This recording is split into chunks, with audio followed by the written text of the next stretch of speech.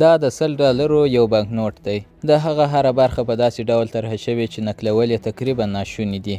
خو همدا اوس د نړۍ په یو قدرتمند ځای کښې یوه ډله د همدې نوټ نږدې بشپړ جعلي کاپي په لاس کښې لري او دا عملیات د کومې مافیایي ډلې لخوا نه بلکې د یو هیواد لخوا پر مخ وړل کېږي. شمالي کوریا چې د نړۍ تر ټولو زیات بندیزونه ورباندې لګېدلي په داسې حال کښې چې هر کال شاوخوا 1 میلیارډ ډالر عاید ترلاسه کوي چې یو خورا پرمختللې شبکه چلوي. د دې ټولو تر شا یوه اداره چې بیرو 29 نومیږي فعالیت کوي. دا د کوریا د کارګرانو ګوند یوه ځانګړې څانګه ده چې د یوې سترې نړیوالې سوداګریزې کمیټې په څیر فعالیت کوي.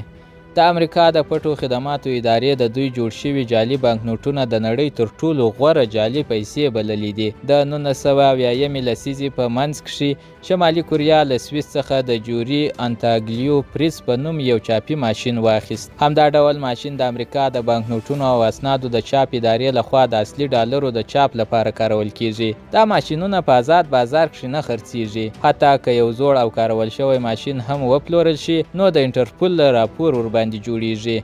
دغه ماشین رنګ د فلزي نقش شوو تختو پر مخ لګوي، بیا اضافي رنګ پاکوي خو رنګ یوازې د نقش شوو ژورو کرښو دننه پاتې کیږي. وروسته دغه تخته د ډیر فشار په وسیله پر کاغذ ټینګوي. په پایله کښې رنګ د کاغذ پر مخ واړه او پورته برجسته کرښې جوړوي چې د ګوتو په لمس احساسیږي. همدغه برجسته جوړښت هغه ځانګړنه ده چې اصلي بانکنوټونه له جعلي پټکاپي څخه جلا کوي. د شمالي کوریا چاپي ماشین هم دقیقاً همدغسې برجسته کرښې جوړولې. دا داسې یو هیواد لپاره چې ټول اقتصاد د امریکا د اوماها ښار له اقتصاد څخه هم کوچنی دی، دا یوه حیرانوونکې پانګونه وه. خو یوازې ماشین د سوپر نوټ په نوم مشهور جعلي 100 ډالري نوټونه نشي جوړولی. دوی داسې جعلي 100 ډالري نوټونه جوړ کړي وو چې د هغه وخت د کشف ټولې طریقې یې تېر ایستلې وې. نه دا چې اصلي ته نږدې وو بلکې تقریبا له اصلي سره یو شان وو.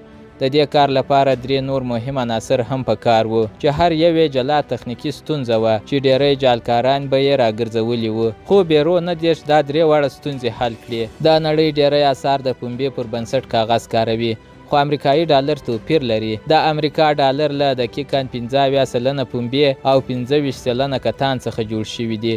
په نړۍ کښې بل هیڅ هیواد همدا ځانګړی ترکیب نه کاروي. د داسې کاغذ د تولید فابریکه جوړول له 100 میلیونه ډالرو څخه زیات لګښت غواړي. خو بیرو 29 ادارې فابریکه جوړه نه کړه.